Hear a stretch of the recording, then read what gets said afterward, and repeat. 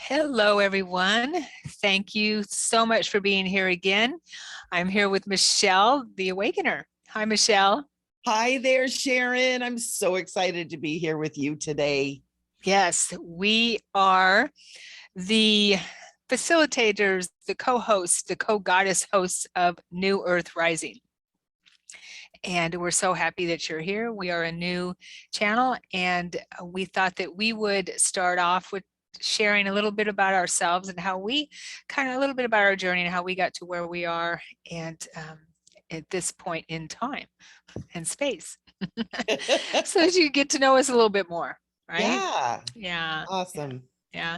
So Michele, do you mind sharing a little bit about first off, what you do in your work, in your service to the planet?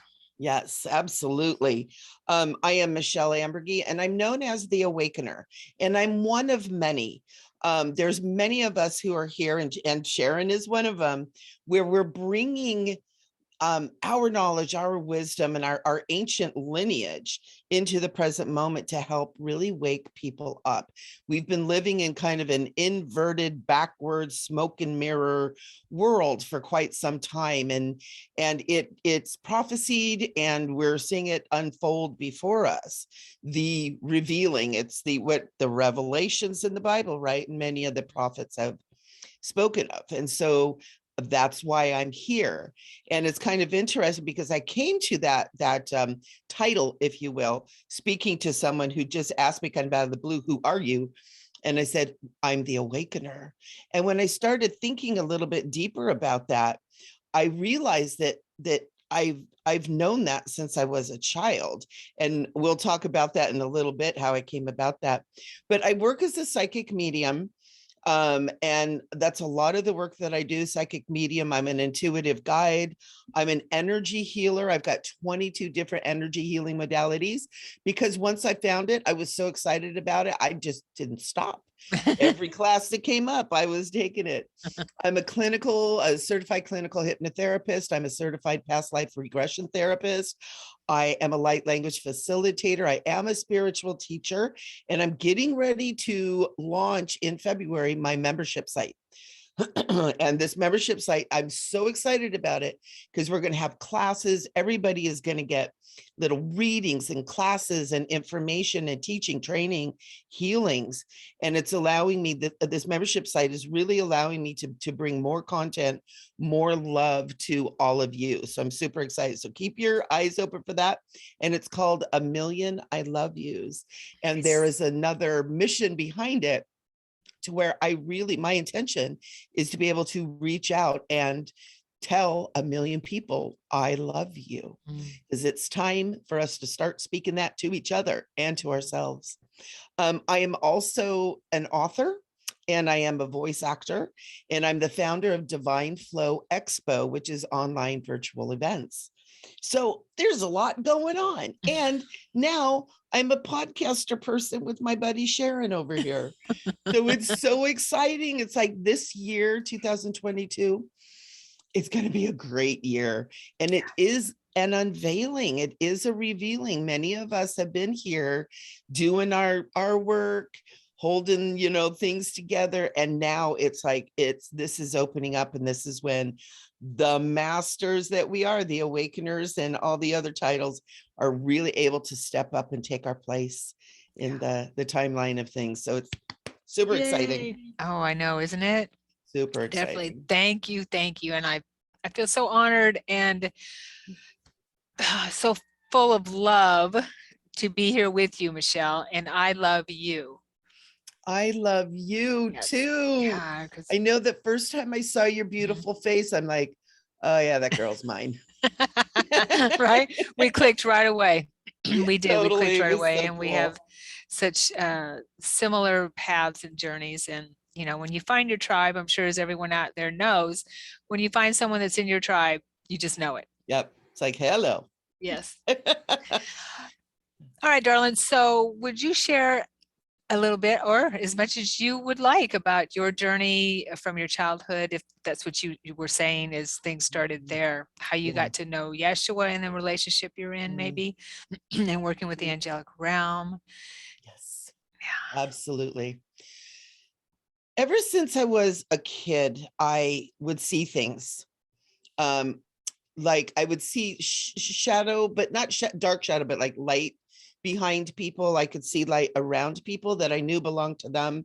I could also see other lights. I could talk to animals. I would know when my Nona was going to call, Nona, Nona, Nona. And my mom was like, what are you doing? And then I was like, bring, bring. I just was always there. I had my invisible friend, Rachel, who was always with me. I had a lion under my bed. I had all of this going on. And as typical, as we get older, we kind of lose some of that. But one of the things that was interesting is that part of the connection I have to what I'm doing now is that I was raised in the Mormon church. And so I felt like some emotion there. I was raised in a church that calls itself the Church of Jesus Christ of Latter-day Saints. They teach about the end times, the tribulation, the revelations, and to be prepared for it. And so I was raised in a religion, in a belief system that prepared me for what we're going through now. And it's kind of blowing my mind because I've always known that I would be here during the end times, which is actually the beginning times. Right. Don't panic. But End of the old paradigm, moving into the new. Yeah. Exactly. And the church does teach that in a way, but I did leave the church around the age of 12 or 13 because I met Jesus. And so what happened, I was raised in this church, wonderful church. If I were to go back to organized religion, I probably would go back to the Mormon church. There's so much love there. They care for each other. They take care of each other. And I've always heard things about the Mormon church that was kind of crazy. I was never exposed to that. And maybe I might change my mind as an adult. I don't know.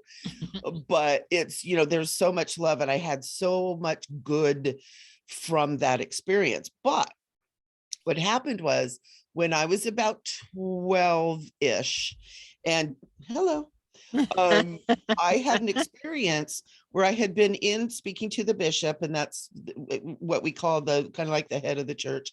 And there he was talking about, what are my plans for the future? I'm like, I'm 12, I don't know. But as I'm talking to him, I see 3 trumpets over his head, and they were brass trumpets. And I saw him just kind of being there, kind of hanging there. And I was looking at them and they were floating, and he looked up and he kind of got this smile on his face because they do believe in the gifts of the spirit. So then he started kind of asking me some hard questions. And then we needed to go into church. Everybody was in the church, or what we called the sanctuary at the time. So he's like, we'll follow up with this later.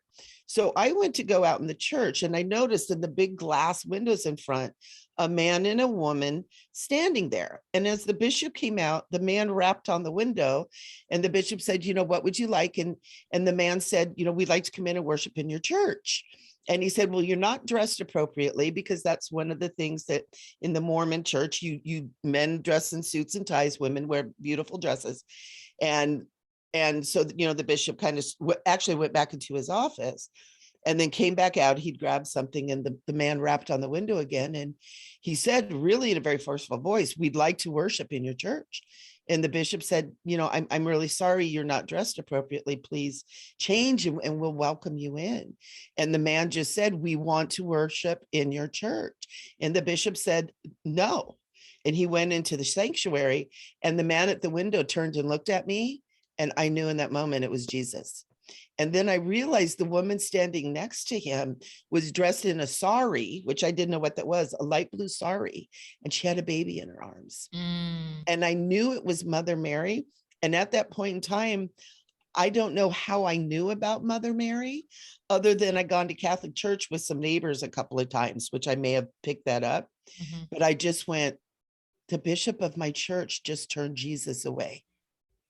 Wow. And I'm like, I'm not going back. What a lesson that is. Not going back. And he has been in my heart And I call him like brother, father, lover, my beloved. I have him in my heart in such a depth. And I really feel like to this day, he came to get me. He came to get me, not necessarily out of the church, but he came to get me. Yeah. And I knew that.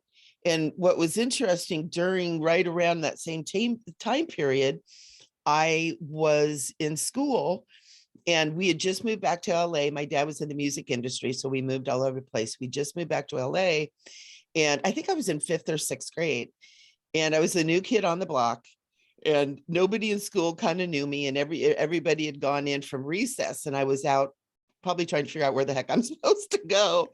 And I looked up and there were angels again. I always see things going across the sky, but there were these rainbow angels with trumpets going across the sky. And I was like, oh, wow. And I remember my whole body tingling. And I ran into the school, I ran into my class and up to the teacher, and I went, there's angels on the playground. Oh, how amazing is that? Wow. Total silence in the room. And then it erupted and everybody laughing, right? So I'm now labeled the crazy kid. And they actually sent me to the principal's office. And they said I could not go back to class until I had a psychological examination. Luckily, my mom didn't think there was anything wrong. Oh, So good. it didn't go much further. But I had those very close together. So again, I have that angelic connection as well. And these things were happening, really close together. I also had another experience with right around in there. I was in the backyard, laying in the sun, hanging out by the pool. And all of a sudden, everything around me started shimmering. And I remember kind of feeling almost like maybe I was having low blood sugar, because I was at that age, where the body's changing. And all of a sudden I heard, you'll be known as the Malachim. And I just remember that word sticking with me. I didn't know what it was. Everything stopped shimmering. And then I jumped in the pool and went on with my life. Well, I found out later, Malachim is messenger. It is a messenger. It is an angelic messenger. Well, one of my other little titles is the Intergalactic Angel Messenger. And I have been working with the angels my whole life, not always consciously, but so there's so many connections from my childhood. And then, we start growing up, we get caught up. I discovered boys, love them, and kind of went off on my journey. And it wasn't until after I was married, had kids, divorced, that everything started blossoming and opening again. And really, I feel like it was because I needed to be running on all pistons to be able to survive that experience. Right. Yeah. And so I was probably 35 years old before it started opening up again. And so it's neat because spirit guided me through my whole life, bringing me to where I am now. And of course, throughout that time, there were highs and lows.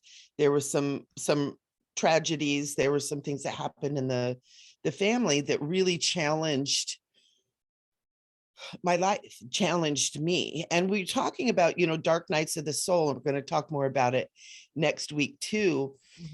But one of the things that I went through that was really kind of crazy is I had been studying with a spiritual teacher, and I had never experienced anything that was like the darkness, right? I was the person who knew Reiki, and if you work in the light, then nothing can ever touch you. Well, I found that to not be quite true. And I really learned about that there is a dark side, that there is a shadow side, and it doesn't particularly like the light people, but it's also where we really get our spiritual chops. It's where we really learn the mastery and really learn about who we are and our power. And so I had some experiences that were a little bit crazy with the spiritual teacher. And it even culminated into living in a haunted house, having to get away from all that stuff. I got very, very sick during the time dealing with this person. And I'm still to this day kind of struggling, and well, I'm not struggling anymore. I'm actually finally healing and getting out of it. And it's been like 10 years of illness. The autoimmune disease thing going crazy. And it's all been training. And that's something that I'm really, really realizing. And I'm working with my clients and students that this is all training. It's a training ground. It's not a failure. Nothing's attacking. I used to kind of feel like I was under attack a lot, Yeah. And it's all training for us, getting us strong, getting us spiritually aware, getting us awakened so that we can be here during this time. Everybody who's here right now, you have everything you need to be here and handle this and to get through it. Right. So thank you, Michele. Wow. To see angels flying over you. I've seen angels in out-of-body experiences. Well, yeah, okay. I'm a little stunned there. So let me ask you this: with the dark night of the soul that you were just talking about, when you all these things happened. I want to understand what you were saying. Okay. All these things happened at once. You were working with a spiritual teacher. Are you saying that the spiritual teacher was not working with you in your highest good? Ultimately, no. Okay. And I believe that there was drugs and alcohol that was involved that I wasn't aware of at the beginning. And I think that's where the cracks came in that I wasn't aware of at the time, because this person was a very, very good teacher and knew a lot. And I learned a lot, but there were also chinks in the armor that created a dangerous situation. This would be Mikey. That created a dangerous situation ultimately. But boy, did I learn a lot. And boy, did I connect up with things that I didn't know I knew. Right. So these experiences happen so we can, like you said, so we can move through what we've been holding on to, maybe, or what we haven't cleared and haven't resolved before, right? So they come around. Absolutely. Right? And then you moved into a haunted house, you said, so that was another whammy kind of thing. Does that make sense? Yes. Okay. Oh my gosh. Yeah. It was really, really interesting. I've done paranormal investigations, and I know you have too. And so it's like another connection we have. And I'd done them, but I'd never lived in it. And I moved into a house, and oh my God. It's hard to explain when you're in a haunted house because it's very subtle, but it's like, I used to feel like I was like swimming, like all of a sudden I'm like floating. It's like, what the heck is this? I know how to ground myself. But one of the first nights that I stayed in the house, and I was there by myself for the first month or so, and I felt someone leaning over me, and I heard this voice go, "I'm a witch like you."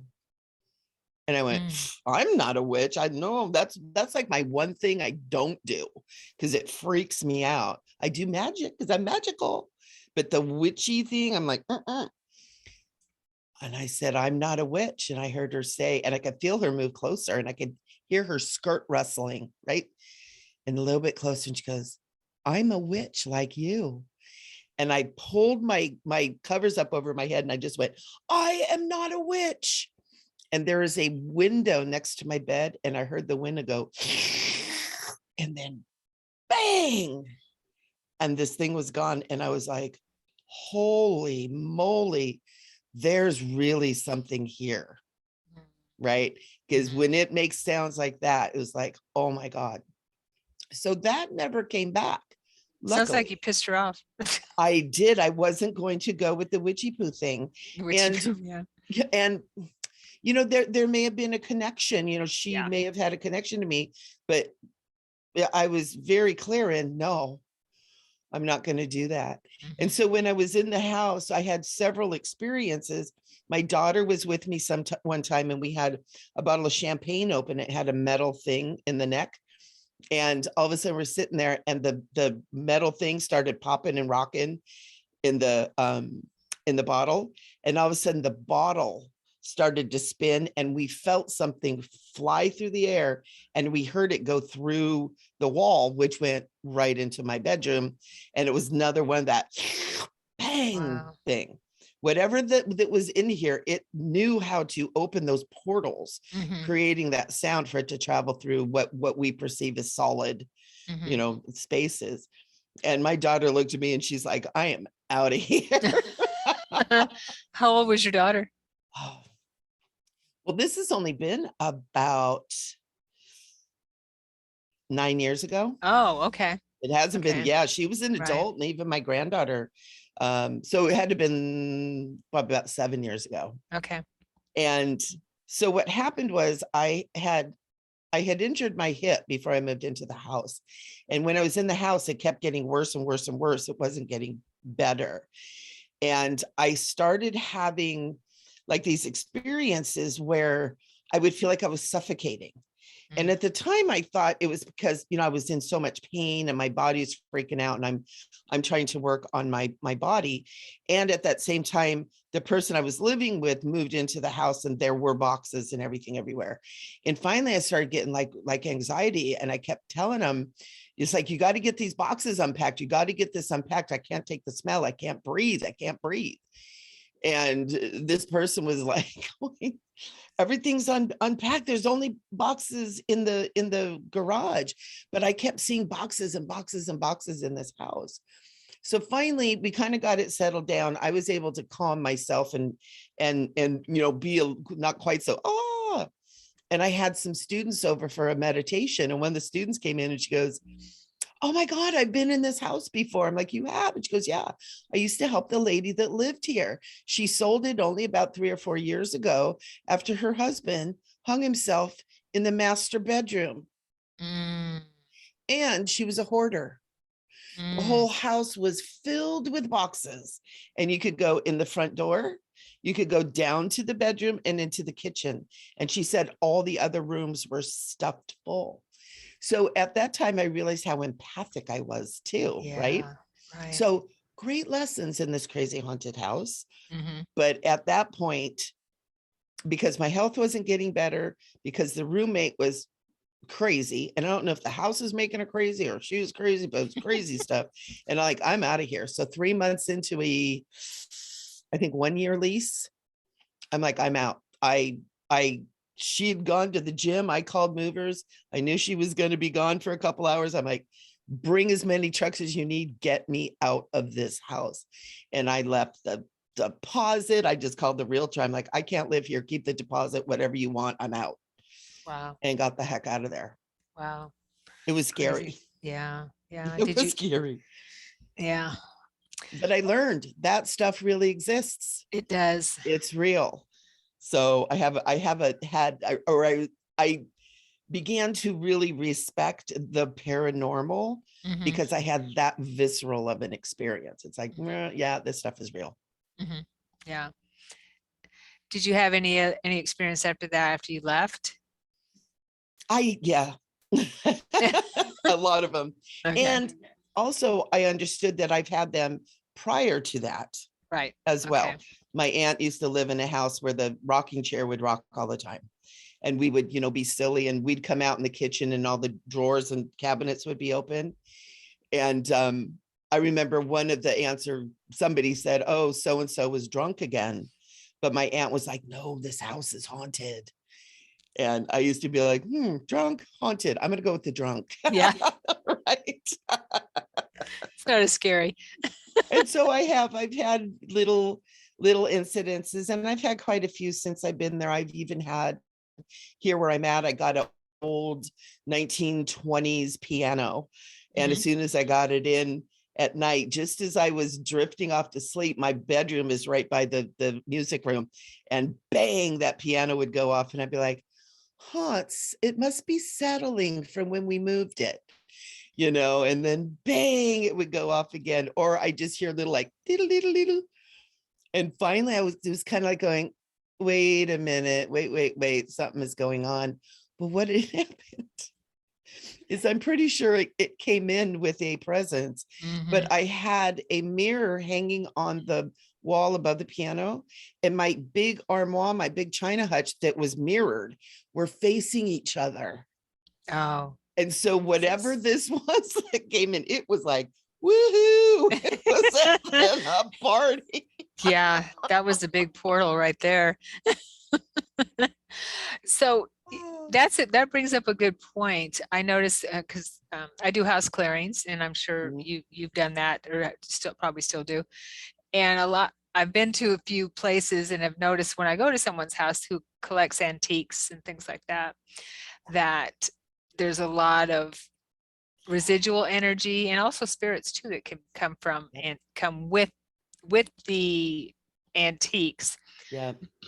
So I would say, and I'm sure, go ahead and why don't you give advice to people who are collectors, maybe? Sage it before you get it in the house.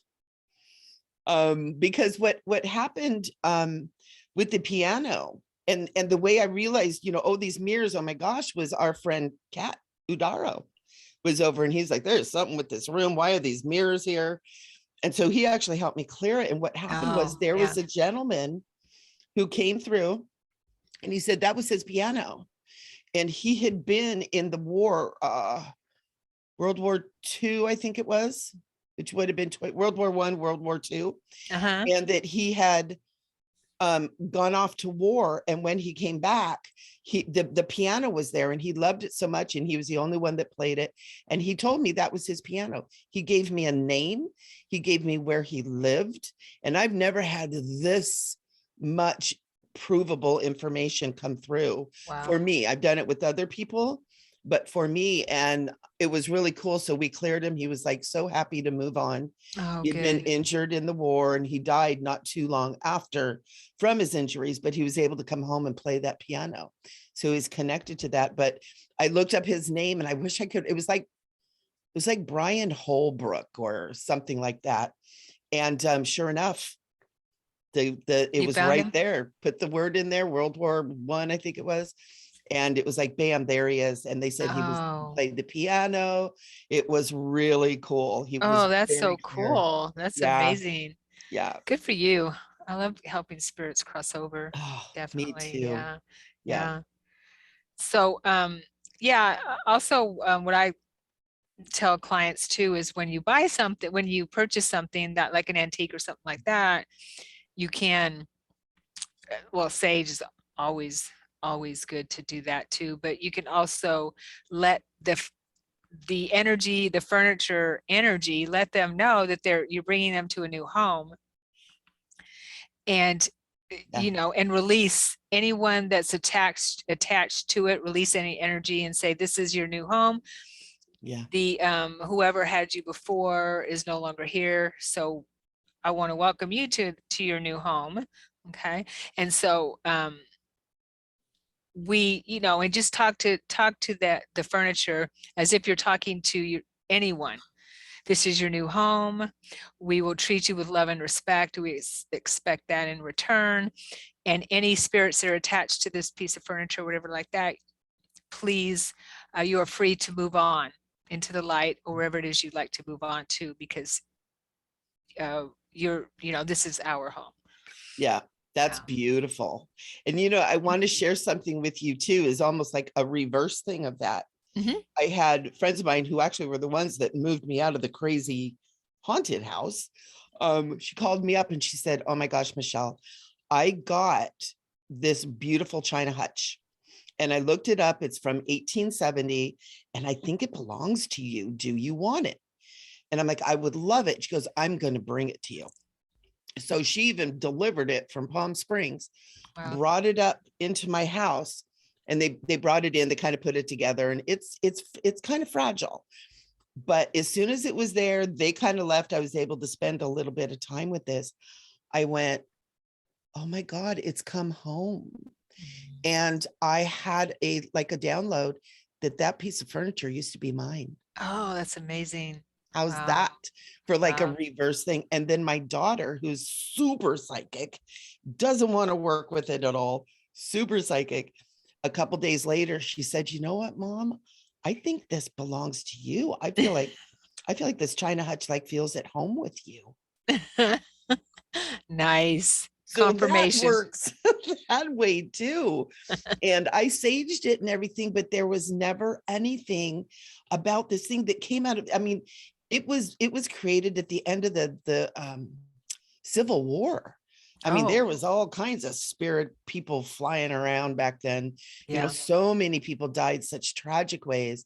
And it was it was really interesting and confirmed that I was around in the Civil War because I have a huge connection to the Civil War, what was happening there. When I saw Gone with the Wind, I'm like, I am Vivian Lee.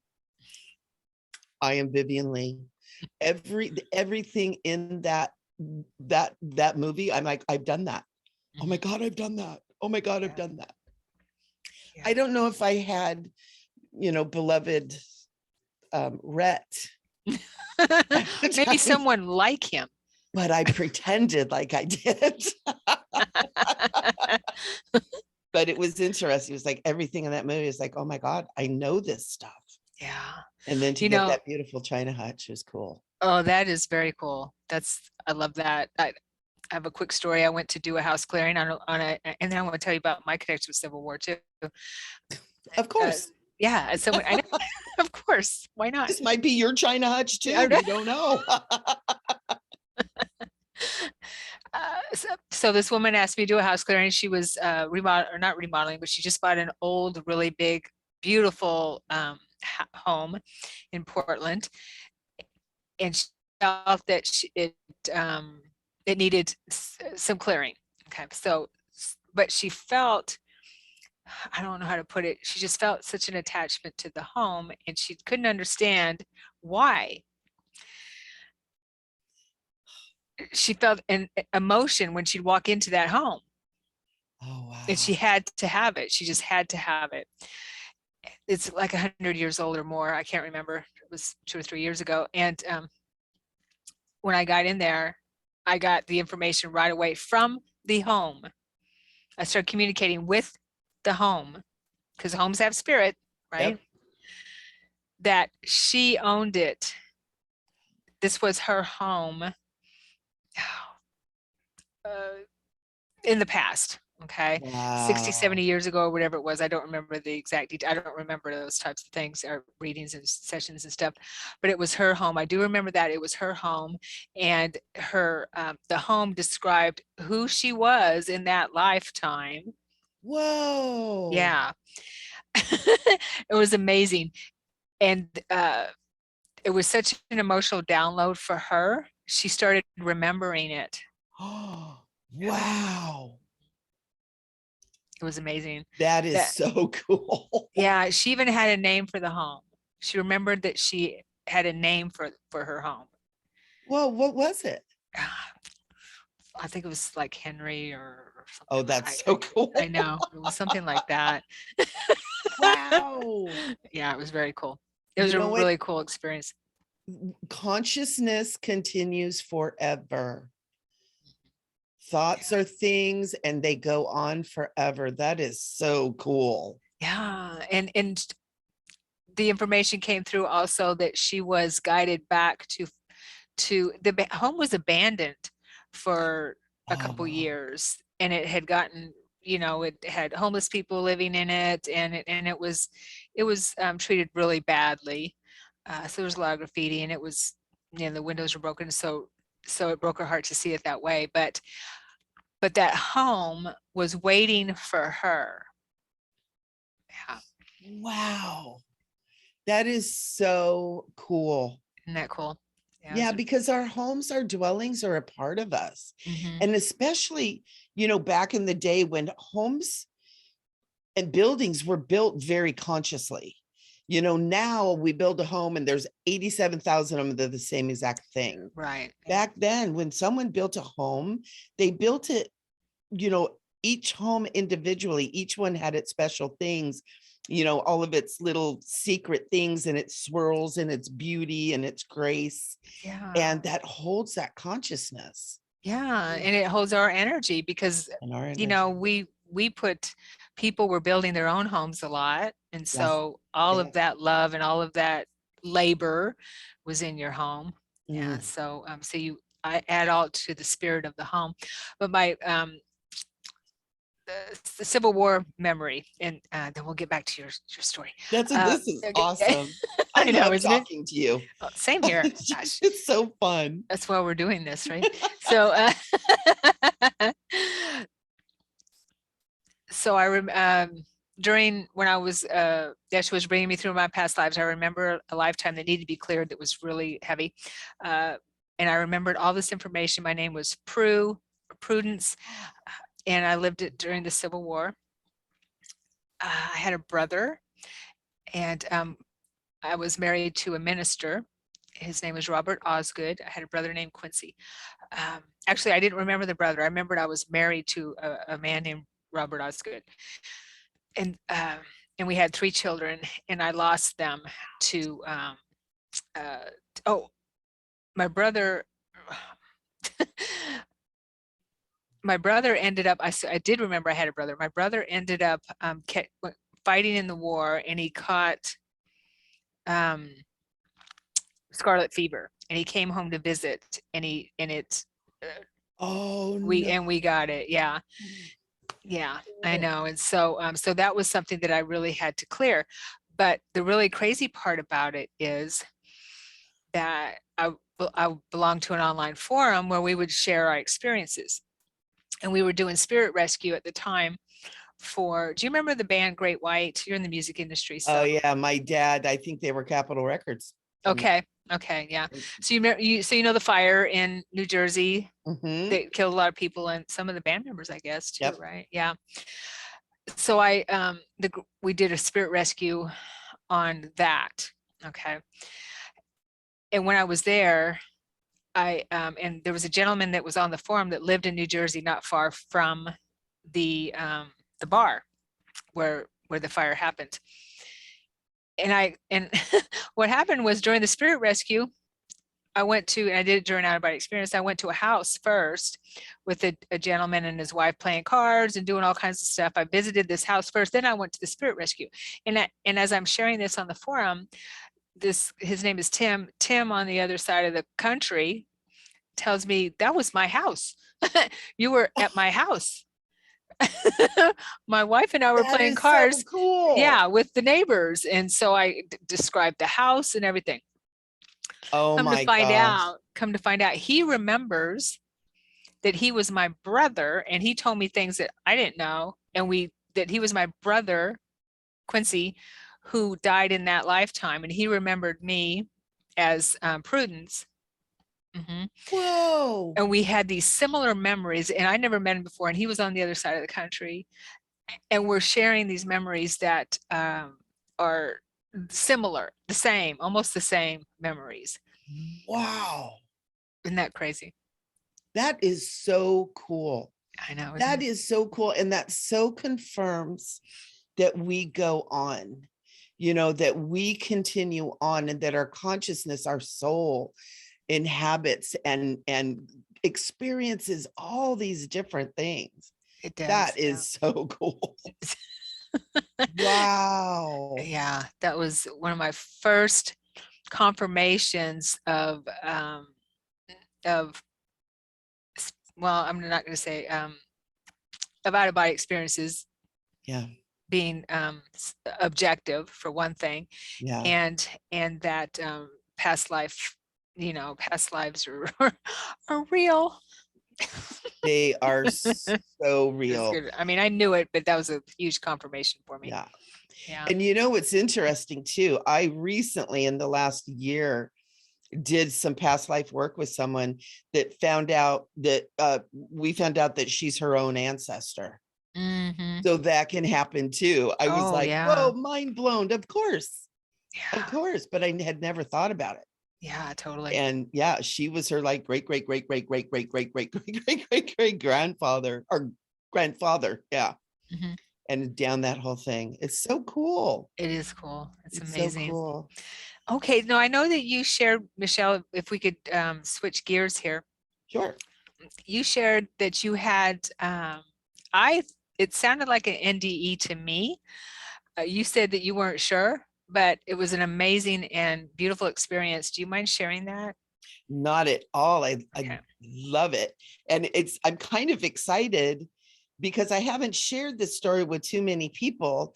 And I kept hearing people talking about the NDEs, near death experiences. And, I was always like, oh, wow, I've done a lot, but I've never done that. And it wasn't until I had asked you about it. And I was like, oh, maybe it was. So what happened was, and this is probably about 10 years ago, I had started getting sick. I had started having like really bad pain in my stomach. And at the time I was singing in my church. I was performing in a play. I was like going, plus I'm working full time. I'm raising kids. I had all this stuff going and I kept having this really bad pain in my stomach. And my mother said, you need to go have that checked out. I'm like, no, I'm fine. So one night the pain was really bad to the point where I was like, I need to go to the emergency room.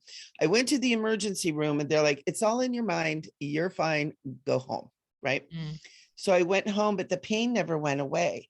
And at the same time, I was putting weight on really, really quick, like 80 pounds in 6 months. Mm. So there was just massive inflammation. My body, something was going on. And so with all of that, with the weight gain, with the pain in my stomach, my whole body started being in pain. And I started getting to a point where like there were days when I would just lay in bed because I was in pain. And when I had to get up, it meant I'm going to be in more pain. Wow. And my mother had contacted me the night before and said, you know what, I'm really concerned about you. I really think you need to go back to the doctor. And I'm like, no, there's nothing wrong. It's fine. I'm going to be okay. I'm going to get over this. And I was laying in my bed and the sun was just kind of starting to come up. And I remember laying there and the whole room was like filled with this beautiful golden light. And I was drifting in and out and I could feel myself, like when I would drift, I would feel like I would like kind of lean back taller than I thought I was. Does that make sense? Mm-hmm. Now I Mm-hmm. know that I was probably sliding out of my body a little Mm-hmm. bit, right? But it was like I felt like I got really tall. And all of a sudden, this gold light started shimmering. And I went, oh my God. And I just said, am I dead? Because if I am dead, that's okay. I'm in too much pain. I don't think I want to do this. And I heard these little voices start giggling and they're like, no, you're not dead.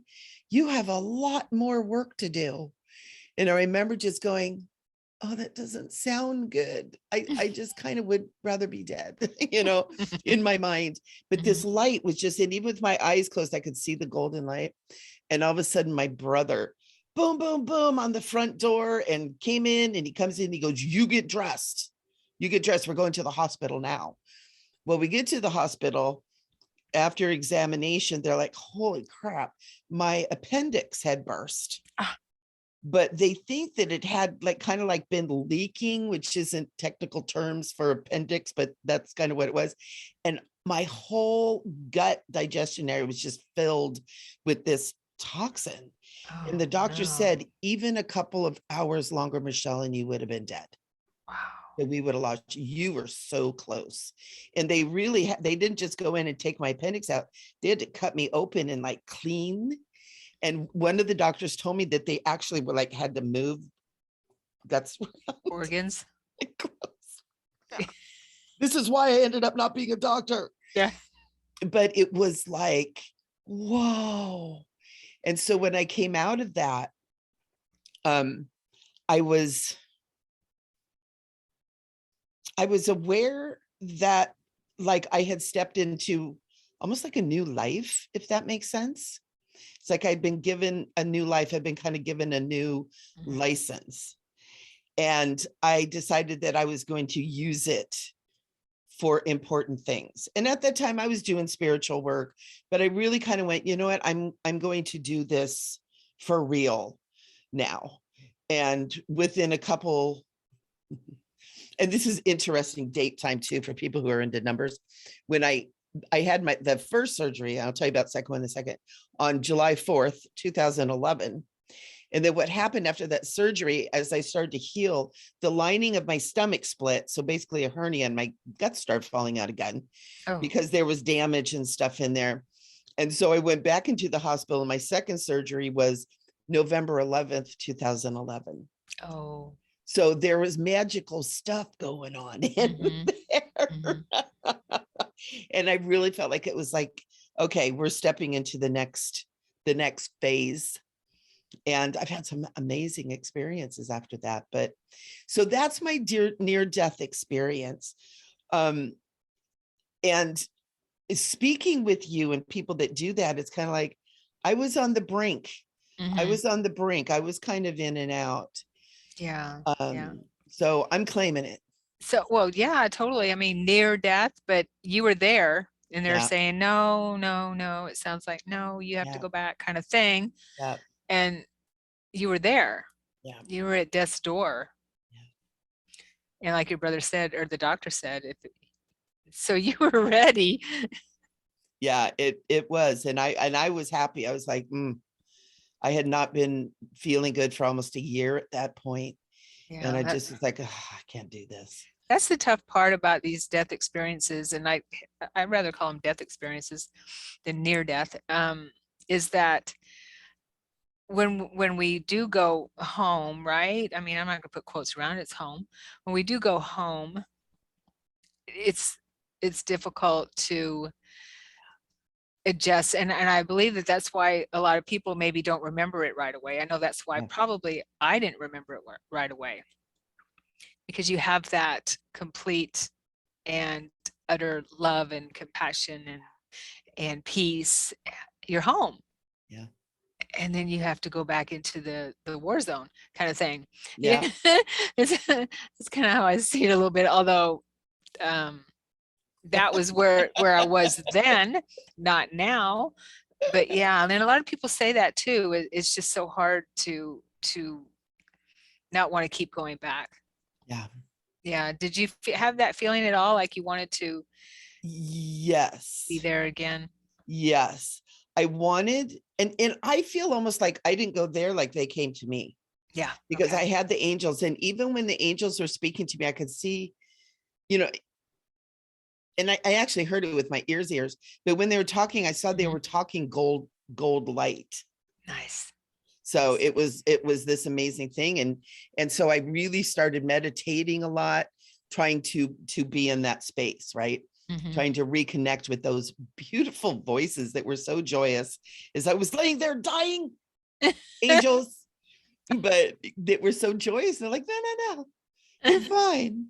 We got stuff for you to do, and I'm just like, no, take me now. So I did. My seeking was through meditation and spiritual practices to get back. And I'm so blessed. I'm so blessed because I've been able to be in a state of consciousness, where I really feel like I am connecting into that again, where I really am feeling that. And a lot of that comes with my connection to Jesus and to Mary Magdalene and that, I guess maybe we call it lineage or experience there as well. Right. Yeah. I just got the information as you were talking right there too, is that home doesn't have to be there. Yeah. What we're doing is working on bringing that here, right? Yes. Yeah. Yes. And so that's the hard part, is once and you know who Michael Tamura is? I do. Okay. Yeah. I watched his video on Kat's Third Eye Salon. Give him a plug, of course. Them. Always. Yes. Hi, Third Eye Salon. Hi, Kat. Hi, everyone. Yeah. He's an amazing wisdom keeper and guru. Yeah. But I didn't know who he was, and I'm going to be co-hosting when he comes on the show in February, whatever that Sunday is. I think it's a Sunday this time, 6th, I think. But he said what he said was, I found really, really intriguing, is that we keep coming back here because when we're here, we keep wanting to get out of here. And once we realize once we're okay with being here is when we don't have to be here anymore. Makes Here, sense. meaning in this frequency. You know, it's interesting what I just thought too. It's almost like children. It's like they're here, but they want to be over there. And then Yeah, when they're over there, they want to be over there. that's And like then my they always dog, want to be somewhere else. right? The human condition is to kind of like that, where we strive for something, and which is good. We strive for something so hard, work so hard, and then we get it. Like, oh yeah, okay, I got it. And then we're striving again, which is good. But sometimes we forget to appreciate the journey and say, okay, wow, I got it. Congratulate ourselves, pat ourselves on the back and say, I got it, and sit with it for a while. And then Yeah. it's good to always be striving, for sure. Yeah. But you got to stop and enjoy it too. I Mhm. did a meme a couple years ago, and it said, it's not that people don't find happiness, it's that they never stop and enjoy it long enough. Yes. Right? They don't Yeah. stop and really enjoy it. And that's something that, you know, part of this whole pandemic and all this stuff that we're going through and the lockdowns, I think a lot of people have really had to stop and be in their life Mhm. for a little bit. And I Right. think it's actually working towards the awakening, towards people like finding out what is important to them and what really matters, and, you know, doing kind of a Maria Kondo kind of things like, does this bring me joy? Do I want this? You know, it's kind of neat. I can't tell you how many people I've spoken to who have decluttered their homes, Yeah. who have decluttered their relationships, you Mhm. know, who have Yeah, it's really come happening. into, yeah, what is important to them. So, Mhm. but we have to slow down long enough to pay attention. We're just so like, Yeah, good point. Definitely a good point. I know I'll never forget Saint Germain. When I was working with Saint Germain quite a few years ago. Not that ah.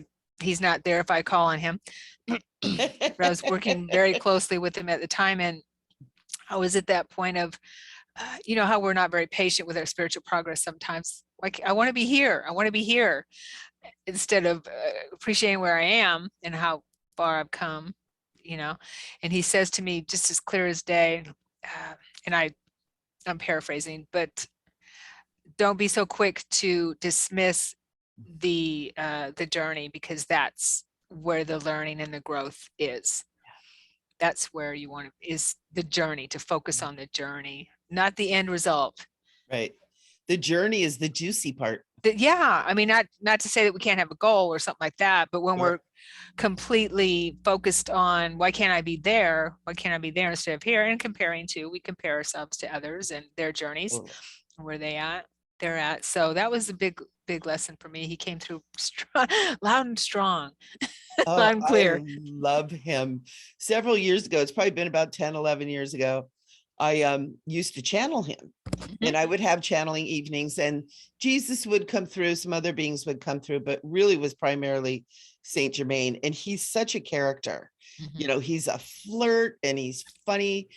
And I remember we were sitting there and I had about 15 people, and I would do it in my home. I had this totally cool home that was like all glass.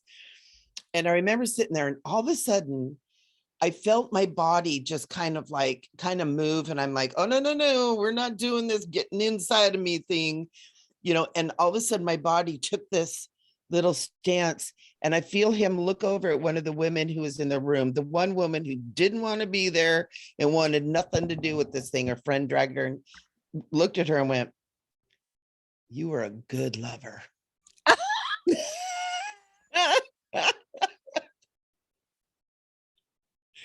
And I am in myself going, what? This is not what we're doing here. First off, that's not me. That didn't come from me. Oh my God. He is awesome. It was so good. And he, you know, he's so suave and he's so compassionate. Mhm. And he really kind of talked her through. And when she got done, she was a little stunned. She looked like a deer in a headlight. But she went from like not wanting to be there to kind of be like, ooh, tell me more. You know, it was really cool. But And I told him, you naughty No. ascended master. Obviously, he needed to get her attention somehow. Exactly. And it's just, I Yeah. will never forget the way he just kind of took over my body and it was just like suave. Rico Suave. Rico Suave. And I Oh, that's thought, oh funny. my gosh, I can imagine when he was in form that he must have just been elegant as can be. Because I could just feel that. I could just feel it's like, wow. Yeah. What a Yeah. character. Oh, totally. He is fun to work with, definitely. Absolutely. So it looks like we are about at the hour Oh my goodness. already. This is so fun. I know, isn't it? Is there anything else you wanted to share, Michele? Yes. Okay. One thing really quick that I wanted to share with people, because it's kind of interesting how we come to like play with the things that we play with. I've had so many experiences that have been drawing me into this realm of spirituality, being a spiritual teacher and helping people on that level. And there was one thing that I never really wanted much to do with, and that was talking to dead people. I was like, I will work with angels, love it. I will do this. I will do readings. I will do healings. I will do this. I will do it all, but I am not talking to dead people. So I'm watching John Edwards. Why I was watching it that day, I don't know, because it wouldn't be a thing that I would play with. I would do house clearings, but I don't want to talk to him, right? So I'm sitting there and John Edwards, he's doing a reading for somebody. And all of a sudden I hear, go do that. I was like, go do what? I'm kind of looking around. I'm thinking, uh-oh, is something happening? Do I need to fix something? And then I heard, go do that. And all of a sudden I realized he was talking about John Edwards and what he was doing. And I went, and something pushed me forward on the couch. And I heard loud as day, go learn how to do that. Yeah. And I just went, okay. Yeah. Crap. And I actually am very, very good at doing mediumship. It's part of my makeup. It's something I very naturally fell into with actually very little training, and realized that I had been interacting with that all along. Right. And you just had some resistance to the idea of it, Yeah, right? just Yeah. dead people, just they're dead. You know? So that's programming right there, right? Exactly. And now we Yeah. understand that we never die. Oh, we don't. And mediumship is such a, I mean, I enjoy it so much. It's such a gift and Oh yeah. to greet people who are grieving, isn't Yeah. it? And also, we all have the ability to talk to our loved ones on the other side, Yes. or that are just across the veil, have changed form. And so it's just a matter of trusting that, always trusting that. And I know it's, it takes time and practice, but it's a gift, definitely. People Yeah.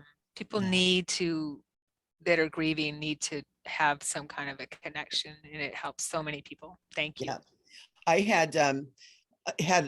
was teaching, training people to move into mediumship. And at one point a few years ago, I had I had a friend of mine, and then I had one of my students, and we would start holding the circles, where we'd have, God, one time we had 40 people, I think. Nice. So we were doing really big circles, and it was amazing how many people needed that healing, needed that connection, needed to know. It was really one of the most beautiful things that I have done. And I love doing it now. It's a part of what I'm doing.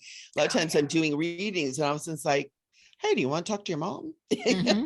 Yeah, they just pop in. They know when someone can tune into them. Definitely. It's like the mediums, if we have a beacon or something. But I wonder, I have actually asked about that. How did you find me? And they showed me that they see a light, and as they get closer, they see almost like a portal opening. And the one woman that I was saying was like, look like clouds on the outside, like we look like what we think of seeing up to heaven. Well, they're looking down and almost like the fluffy, and they could see me, and they knew that they could communicate communicate with me, which I thought was pretty cool. That is cool. That is Yeah. cool. So yeah, I've been told by Yeshua and my guides, the other guides, my other guides, that when we are in fear and we're in that darkness and all that kind of thing, and the negativity, I guess we could say, in depression, it's very hard for them to see us. Yeah. Yeah. Yeah. It's a frequency thing too. Because When they we're see our light. shining. Yeah, exactly. Yeah. And when we're shining, when we're in our heart, we're expanded, that frequency is up to where they can communicate with us. Right. And yeah, I found that out personally when I was going through my dark night of the soul, that it was very difficult for them to be able to communicate. Yeah. And with that's us. why so many people describe that dark night of the soul as feeling cut off. I'm not connected. I can't get connected.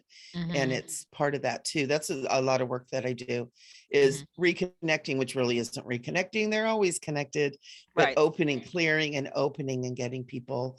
And I actually have Awaken to Your Divine Flow work that I do. It's on my website at micheleambergey.com.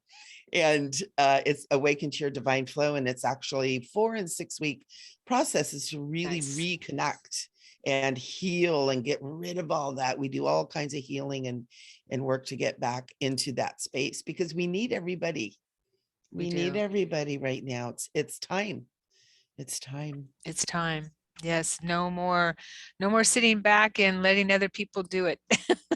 No, It's time. that's the big secret. Nobody can do it for you. Right. We have to do it ourselves. Okay. Well, thank you. Thank you so much. Thank you. This is Yeah, so fun. I And know, isn't it? one of these shows that we do, Sharon, we need to talk about our connection with Jesus and Mary Yeah. Magdalene and that, because Sharon and I have this amazing connection to that. And then through that together, and like it's kind of like we have the triangle, the triad going on. So we got a lot coming up for everybody. We got a lot. I want to thank everybody for listening too. Oh, yes. Thank you. We do have a lot coming up. We have lots of cool people, very, very cool people coming on that we're going to be talking with and sharing in live broadcasts. So please stay tuned and contact Michele. She's an amazing, amazing psychic medium and light for the planet. I promise that she will be able to help you if you need any assistance with anything you're looking for. Absolutely. I got classes and stuff coming up. So come on over and play with me. Yay. All right. Yes. Thank you. Thank you. So this has been fun as usual. And those of you that are watching, please subscribe. We are new, getting this, well, not new to YouTube, but new in our co-creativity. So please get the word out, because we want to be there for you, and that way you'll get notices as we upload more podcasts. And you know what? Can I share who some of our guests are that are coming up? Oh, yes. Can we spill the beans? I think so. Oh my gosh, watch out, CNN, because we have Amira Atlantis. We have Yes. Preston Dennett, and we have John Mathis. Woo! And these are amazing people. You guys do not want to miss these interviews. It is going to be so fun. And we got us.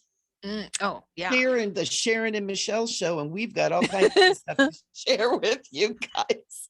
New Earth Rising. This is what it's about.